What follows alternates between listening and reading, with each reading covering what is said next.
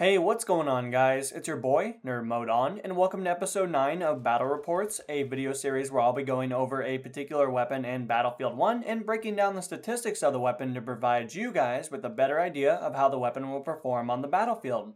So for today's episode, we're actually going to be taking a look at the Lewis gun.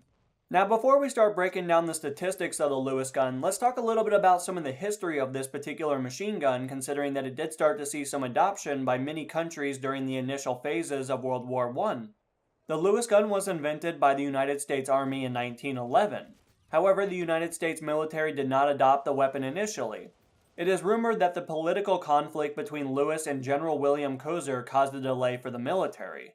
Lewis was initially frustrated with the military constantly denying his request for the machine gun to see action on the front lines and would retire from the army instead. This machine gun was a First World War era light machine gun of the United States and was designed and mass-produced in the United Kingdom. The machine gun was widely used by the British and the British Empire during the war. Due to the distinctive barrel cooling shroud and top-mounted pan magazine, this machine gun would also see service during the end of the Korean War. It was also widely used as an aircraft machine gun, almost always with the cooling shroud removed. So as you can see, this particular weapon was widely used by multiple different countries, and the development of the weapon was significant considering that the United States initially was not interested in adopting this particular machine gun. The continued efforts from Lewis to get this weapon accepted for the United States military unfortunately did not go as planned, and thus he would later retire considering that he felt his time was being wasted by the military. Now, transferring back over to Battlefield 1, of course we do get to see the variant system yet again making its appearance with this particular weapon in 3 different ways. The 3 available variants for the Lewis gun are the Lewis gun low weight, the Lewis gun optical, and last but certainly not least, we have the Lewis gun suppressive. Now that we've established the 3 available variants for the Lewis gun, let's further talk about some of the benefits that each variant provides, considering that the variant system does widely change some of the statistics from the base variant. So starting things off, we have the low weight variant, which provides you with the weapon being considered lightweight, which allows it to recover faster from recoil, thus making it more accurate. Next in line, we have the optical variant, which provides you with better accuracy compared to the low weight variant. Also includes the addition of an optic for increased magnification. And lastly, we have the suppressive variant, which contains a larger magazine compared to the previous variants. Also includes the addition of a bipod for increased stability when deployed. Now that we further define the variant system that is readily available in Battlefield 1, let's move along and talk a little bit about the statistics of this particular weapon, considering that this is the most prominent information that you as a player will run into when it comes to killing an individual player. Now, it is worth noting that we're only going to be primarily focusing on the information that is the same of all 3 variants.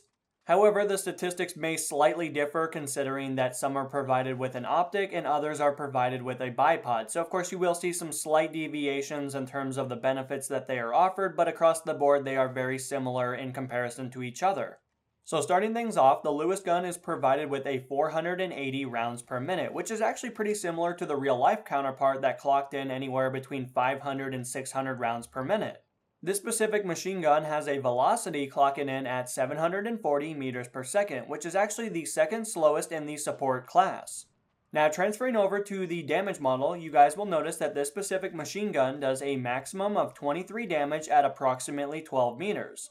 Now after 12 meters, you'll notice a gradual decline of the overall damage being outputted at range, and when we reach approximately 47 meters, the machine gun will be doing a minimum of 15 damage per round. Now to put this into layman's terms, all this really means is that this particular machine gun will require anywhere from 3 to 7 rounds in order to kill an individual player. Now of course, it is highly recommended to attempt to couple a few headshots in there, considering that you are granted with a 1.7 times headshot multiplier, which is extremely beneficial with a weapon of this configuration.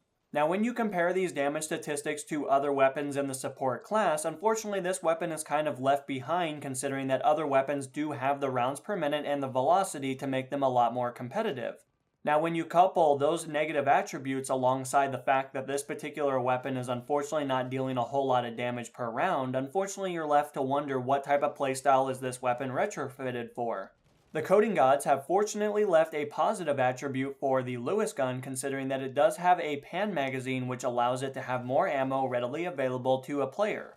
The pan magazine that is located on the top of the Lewis gun does provide players with 47 rounds of killing potential.